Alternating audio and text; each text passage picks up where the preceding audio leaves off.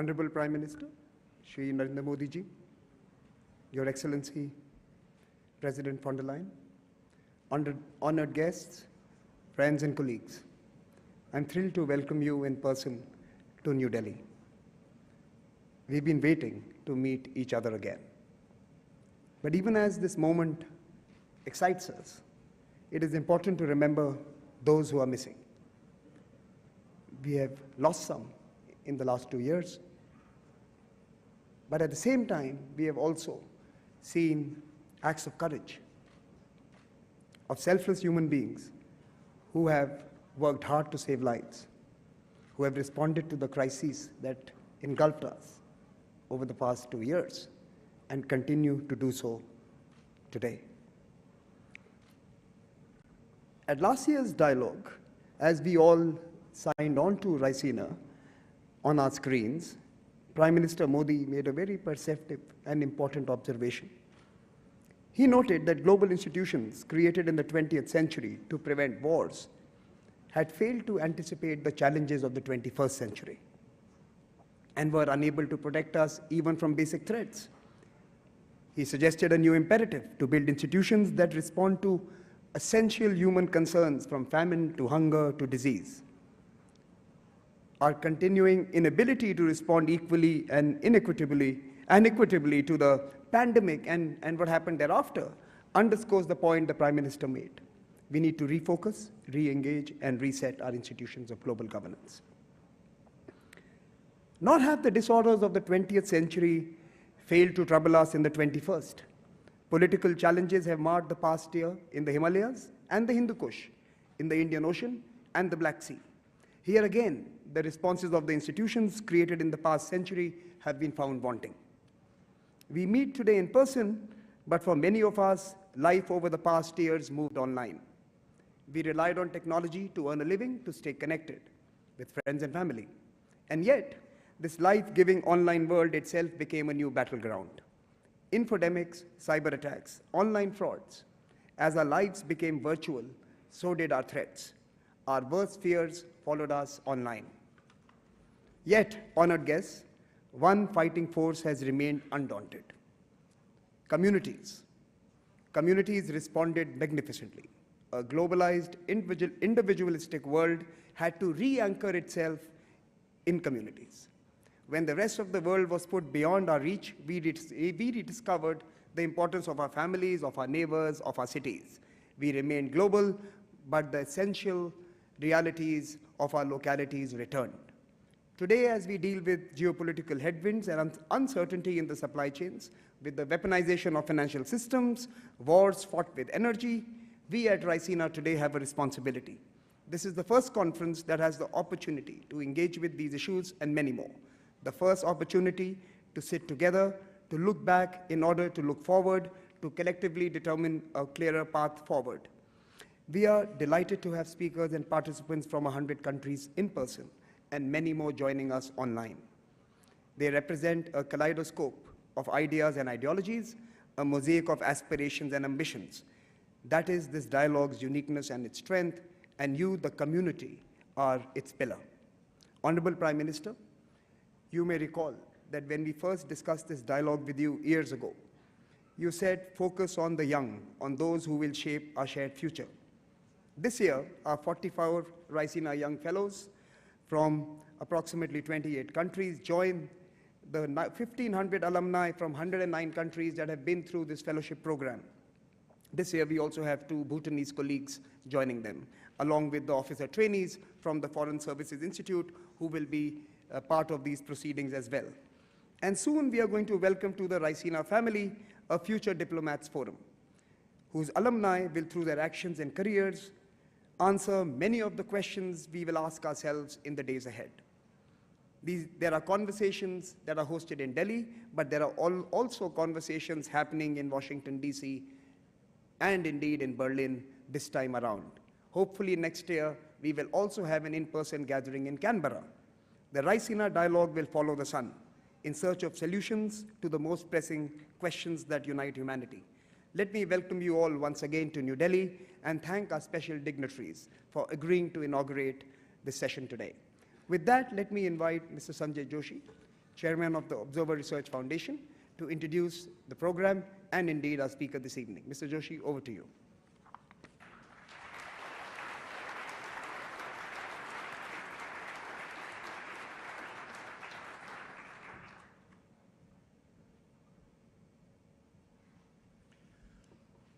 Good evening and a very warm welcome to the distinguished gathering assembled here in this room once again. We are assembled in person after a hiatus of 2 years. Last year was an online forum when we gathered together at the Raisina Dialogue in front of our computer screens. So very good evening, Honorable Prime Minister Shri Narendra Modi ji, Her Excellency Ursula von der Leyen, President of the European Commission and our chief guest for this evening, Honorable External Affairs Minister Mr. Jaishankar, partners in the Ministry of External Affairs, ministers, admirals, delegates, experts gathered from 100 countries, and our young Raisina fellows in this room. We host this year the Raisina Dialogue, I must confess, with some trepidation. Now, this dialogue was created as a venue for conversations between global statesmen, thinkers, leaders across politics, government, businesses, media, civil society, you name it, a vast array of expertise to bring it together in the rooms of the Taj Palace. I speak with trepidation because even as we were battling to recover from the devastation struck by this once-in-a-century pandemic, we were also struck by two other bolts which just came out of the blue. The first saw a dark veil descend over Afghanistan in our neighborhood. That was August 2021. And the second has just redrawn the Iron Curtain across the heart of Europe. The Raisina Dialogue 2022 takes place in the lengthening shadow of these events. And our theme for the year, Terra Nova, impassioned, impatient, and imperiled, seeks to interrogate our responses as a global community to all three watersheds. We endeavor to discover how we find ourselves today on a rather unfamiliar planet that looks and feels very, very different from the one we had gathered to discuss in person just before the pandemic struck in 2020. Have we moved forward in these 2 years only to go back? Just as the collapse of Kabul in 2021 was seeking to signal a new geoeconomic architecture that sought to respond to the strategic competition of the 21st century, February 24th threw us back into the old bipolar global order of a bitter Cold War that the world should have relegated to history books 30 years ago. And together, the pandemic, Kabul, February 24th, these three events today force us to examine the political undergirding of what has become a rapidly deglobalizing world. The cracks in the multilateral liberal system are now tectonic rifts. And if history is any indication, such a confluence of event chains coalescing together can alter global power dynamics and reshape the world order. And that is the kind it's been spoken of as inflection point, and that is the reason. Now, a pandemic that should have brought us together ended up exposing the limits of transnational cooperation. We divided the world into the haves and the have-nots. We recreated the rifts which we had again forgotten between the North and the South. It made us acutely aware of the frailties of global public goods, of supply chains, of global institutions. Large tech companies gained influence across a multitude of sectors, from financial services to healthcare, and regulators were struggling to keep pace.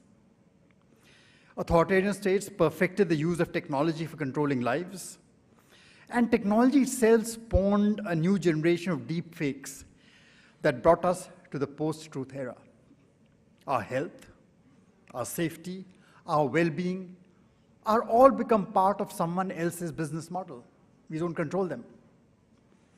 And the sanctions following the conflict in Ukraine now undermine trust in the integrity and the cohesiveness of the global financial system, which was once considered the backbone of global value chains of global innovation. And climate action, unfortunately, has been reduced to trending hashtags and empty speeches, even as the taps of green finance and green technology continue to run dry. So we are in the midst of a perfect storm, and our assumptions are shaken. It is no longer the time to hark back to a pre-pandemic normal. It no longer exists. The riddled as that normal was with inequality and exclusion, this is the time for a new, unknown world. A time to talk coherently about what is substantive, what is sustainable, and thereby make the right choices.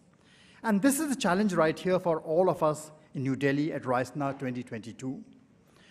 The war in Ukraine sadly continues, but we believe so must this dialogue that gathers diversity across 100 countries and gives us perhaps some reason for hope.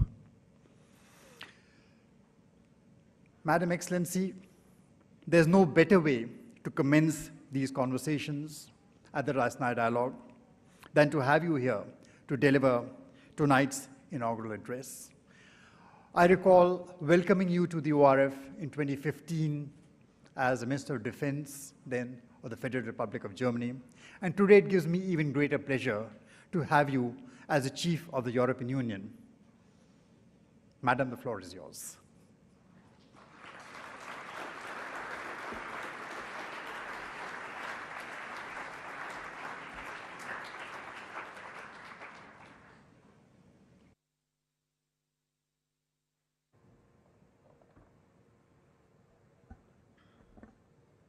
Prime Minister Modi, Excellencies, Ambassadors, distinguished guests.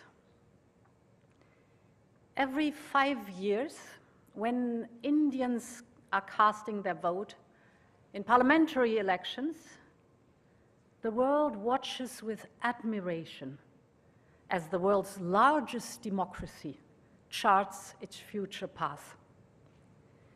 Because the outcome of decisions made by 1.3 billion people resonates around the globe. This is especially true for Europe. As vibrant democracies, India and the European Union share fundamental values and common interests. Together, we believe in each country's right to determine its own destiny. Together, we believe in the rule of law and fundamental rights. And together, we believe that it is democracy that best delivers for citizens. So, despite our geographic distance and despite the different languages we speak, when we look at each other, we do not meet as strangers, but as close friends. Democracy was born more than 2,000 years ago in Europe, but today its largest home is India. For the European Union, strengthening and energizing its partnership with India is a priority in this upcoming decade. Both our economies thrive in a world of common rules and fair competition. And we share the same interests in safe trading routes, in seamless supply chains, and in a free and open Indo-Pacific.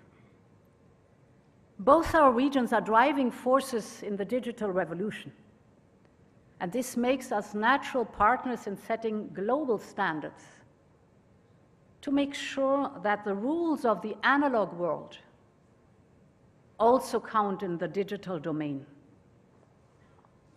And of course, both India and the European Union are key in the transition to a more sustainable and green future for our planet. So we must pool our strength in the fight against climate change. It's so urgent. And this is our common responsibility, not only towards the global community, but mostly towards the next generation. However, our values are not shared by everyone. We all see the rising challenges to our open and free societies. This is true for the technological and the economic domain, but it is also true for security.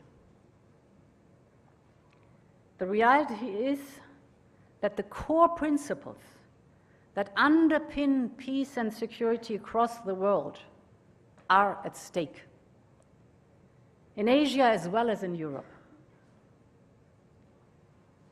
The images coming from Russia's attack on Ukraine have shocked and are shocking the whole world. 2 weeks ago, I visited Bucha, the suburb of Kyiv, which was devastated by Russian troops as they withdrew from the north of Ukraine.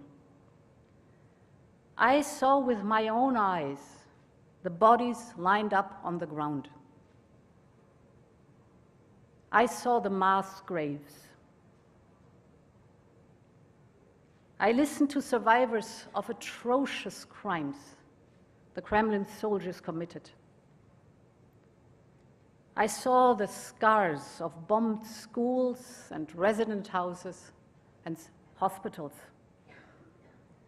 These are severe violations of international law, targeting and killing innocent civilians, redrawing borders by force, subjugating the will of a free people. This goes against core principles enshrined in the UN Charter. In Europe, we see Russia's aggression as a direct threat to our security. We will make sure that the unprovoked and unjustified aggression against Ukraine will be a strategic failure. This is why we're doing all we can to help Ukraine fight for its freedom. This is why we immediately imposed massive, sharp, and effective sanctions. Sanctions are never a standalone solution. They are embedded in a broader strategy that has diplomatic and security elements. And this is why we have designed the sanctions in a way to sustain them over a longer period of time, because this gives us leverage to achieve a diplomatic solution that will bring lasting peace. And we urge all members of the international community to support our efforts for lasting peace. And if we consider what it means for Europe and Asia, that Russia and China have forged a seemingly unrestrained pact, they have declared that the friendship between them has no limits, that there are no forbidden areas of cooperation. This was in February this year. And then the invasion of Ukraine followed. What can we expect from the new international relations that both have called for? Ladies and gentlemen, this is a defining moment. Our decisions in these days will shape decades to come. Our response to Russia's aggression today will decide the future of both the international system and the global economy. Will heinous devastation win, or humanity prevail? Will the right of might dominate, or the rule of law? Will there be constant conflict and struggle, or a future of common prosperity and lasting peace? What happens in Ukraine will have an impact on the Indo-Pacific region. It already has. Countries battered by 2 years of COVID pandemic must deal now with rising prices for grain, energy, and fertilizers as a direct result of Putin's war of choice. Thus, the outcome of the war will not only determine the future of Europe, but also deeply affect the Indo-Pacific region and the rest of the world. For the Indo-Pacific region, it is as important as for Europe that borders are respected and that spheres of influence are rejected. We want a positive vision for a peaceful and prosperous Indo-Pacific region. The region is home to half of the world's population and 60% of the global GDP. Our vision is that the Indo-Pacific region remains free and open and becomes more interconnected, prosperous, secure, and resilient, with an open and rules-based security architecture that serves all interests. To this end, we will deepen our engagement with our partners in the region, including ASEAN.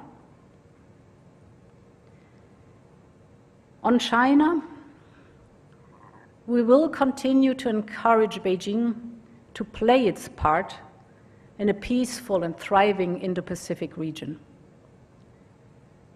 The relationship between the European Union and China is simultaneously strategically important and challenging. All at once, China is a negotiating partner, an economic competitor, and a systemic rival.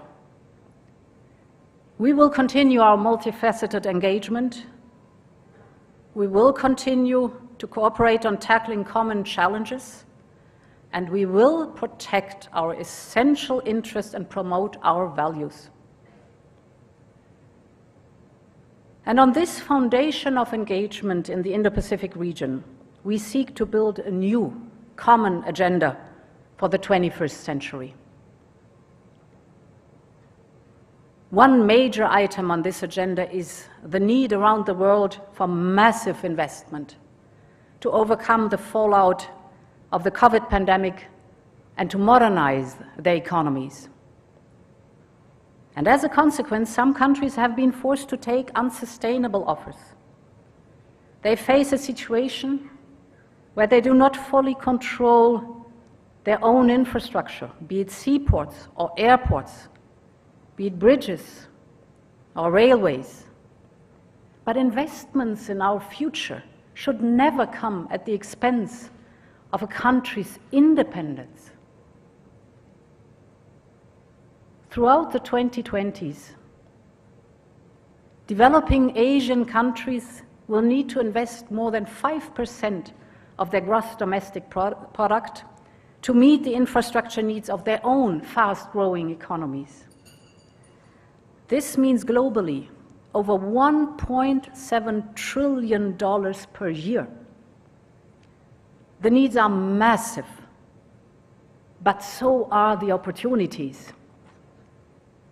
This is why we have introduced Global Gateway. Global Gateway is Europe's vision for investment in clean and sustainable global infrastructure. Global Gateway will enable up to 300 billion euros to support major infrastructure priorities around the world. From clean energy to digitalization, you name it, our offer will be transparent and values-driven. With Europe, what you see is what you get. And let me focus on specifically 2 points. First, on climate action. And here, let me take energy. Energy demand, for example, in India has doubled since 2000. And this is good news, because it means better living conditions for millions of people. Over the next 20 years, India will need an additional energy capacity that is equal to the entire European energy consumption, additional. So the question is, will this energy be clean? Or will it poison our air that we breathe? Will the energy be renewable and homegrown? Or will it increase our dependency and allow for blackmail in the future? I was very glad, Prime Minister, to hear that you declared that India will be energy independent before it celebrates its 100th birthday of the country's independence in 2047.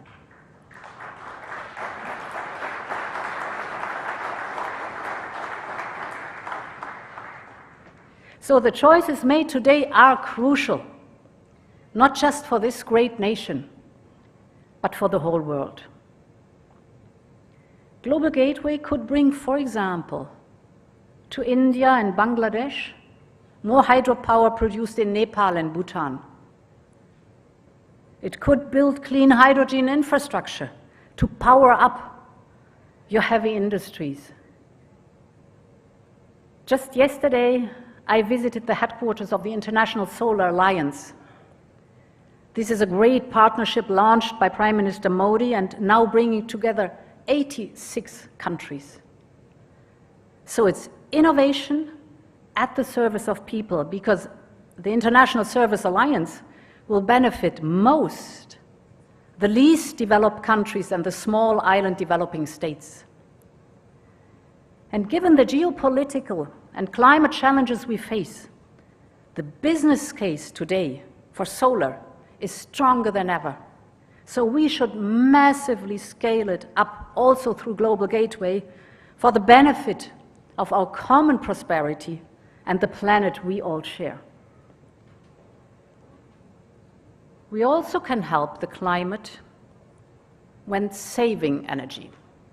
I know this sounds obvious, but in a country the size of India, the sum of many small individual decisions can have a tremendous overall impact in the end. Just think of this example. As prices drop dramatically, in recent years, millions of Indians switched from using traditional old light bulbs to modern LED lighting technology. This resulted in annual energy savings of 30 terawatt hours. This is roughly enough to power 28 million average Indian households for a year, just by saving, or for the whole of Denmark, just through saving energy. So there's really big time potential in energy efficiency and energy savings. We also need to strengthen our cooperation in the digital field. This is my second point. Because cutting-edge technology is at the heart of our future cooperation. And Asia is a powerhouse when it comes to new technologies, from artificial intelligence to quantum computing. Our cooperation is about more than investment and infrastructure. It is about talent and technology based on fundamental values, on standards, for example. Today, India and the European Union both recognize that we are better off when we develop global standards for new technologies such as 5G, instead of seeking separate national solutions. And we share many of the same values when it comes to the digital world. We share the idea that privacy should be guaranteed online as well as offline. And that technology should enhance individual freedom, not the state's ability to control us. Think about data protection. European companies outsource many of their IT processes to Indian companies. Europe generates almost 1/3 of the revenues for the Indian business process outsourcing sector. And with equivalent rules, we could unlock even greater data flows between our regions with immense benefits for the companies in our respective regions. As I said earlier, for the European Union, the partnership with this region is one of our most important relationships for the coming decade, and strengthening this partnership is a priority for the European Union. Our strategic cooperation should take place at the nexus of trade, trusted technology, and security, notably in respect of challenges posed by rival governance models. And therefore, I am very pleased that today Prime Minister Modi and I have agreed to establish an EU-India Trade and Technology Council to tackle key trade, economic, and technological challenges. And as like-minded partners, the European Union and India will be working on several tracks. We have launched negotiations on a free trade agreement, as well as on investment protection and geographical indications. For Europe, this is a strategic investment in our partnership with India. The European Union is India's third most important trade partner, but we can do so much more. Our trade is far below our potential, both for Indian and European goods and services. So this deal will bring new technologies, new investment, an unprecedented integration into shared value chains. We are the two largest democracies in the world, and together we have a lot to give for the benefit of the people. Ladies and gentlemen, we are living indeed in a terra nova, as the title of this year's Raisina dialogue suggests. We all have to choose whether we want a terra nova to be wild, dangerous, and an unlivable place, or a better home for all humankind. I am convinced that democracies will have a crucial role to play in defining the world of tomorrow. I want Europe to be a partner for Asia in shaping this new world, a world of independent yet interconnected countries, working together for a more prosperous and peaceful world, working together for the benefit of humankind. Thank you very much for your attention.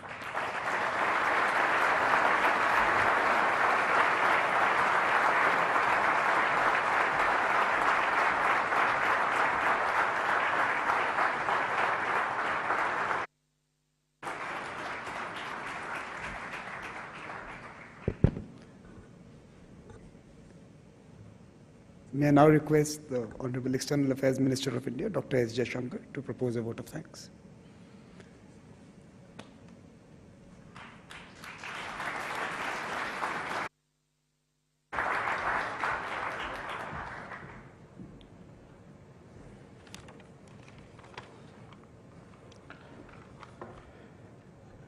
Prime Minister Shri Narendra Modi ji, President von der Leyen, Excellencies, ladies and gentlemen.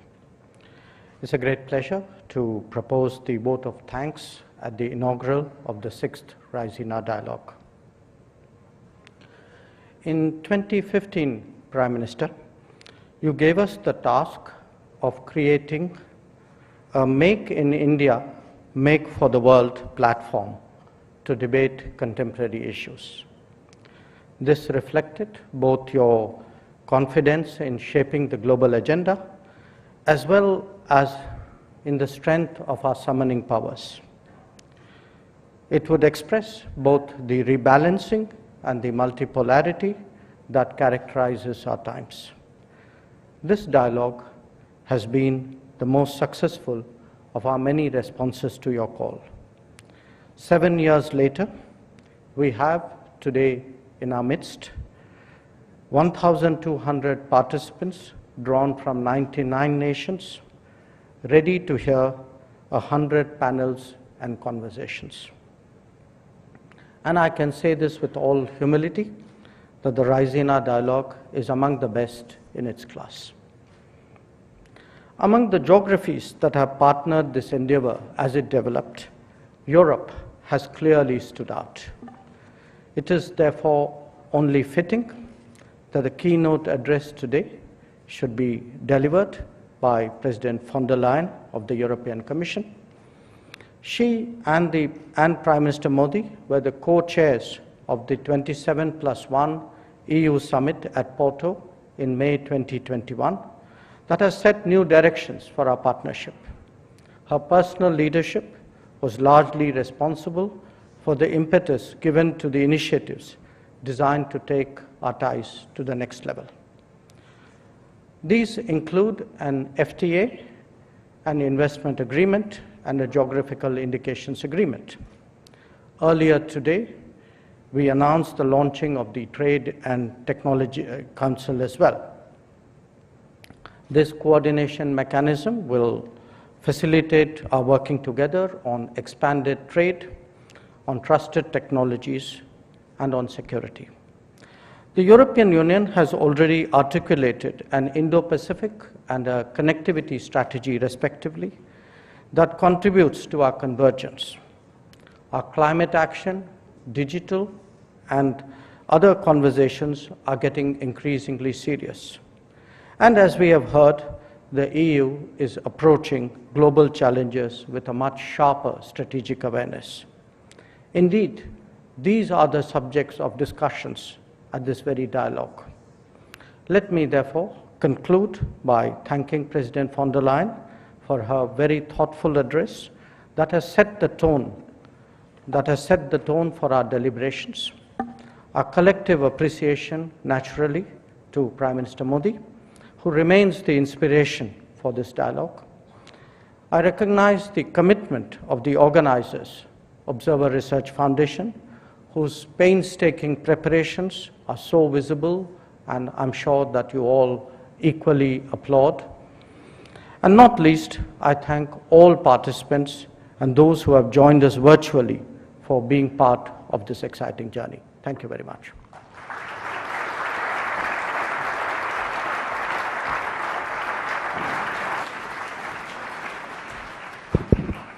So this brings us to the close of this inauguration session. I will request you all to remain seated.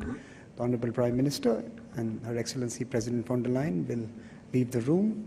We will open the doors at some point, but till then remain seated and please do not crowd near the door as we move out.